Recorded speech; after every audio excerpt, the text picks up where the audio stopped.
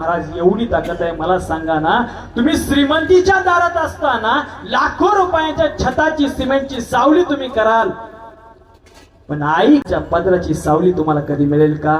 मिळणार नाही. तुम्ही लाखो रुपये खर्च करून महाराज एसी घरामध्ये आणचाल, पण आईने शिवलेली गोधडीची ऊब तुम्हाला महाराज कधी मिळेल का? मिळणार नाही. हॉटेलमध्ये गेल्यानंतर महाराज म्हणाल ती तुमच्या समोर ऑर्डर येईल, पण आईनं चुलीच्या कोपऱ्यावरती भाजलेली भाकरीची चव महाराज तुम्हाला येईल का? येणार नाही. म्हणून सांगतो महाराज, आई या विश्वामध्ये असं दैवत आहे, त्या पांडुरंगाला सुद्धा आई या नावाची नवलाई आहे.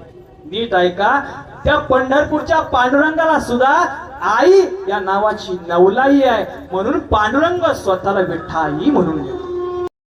विठू माऊली तू माऊली जगाची, विठू माऊली तू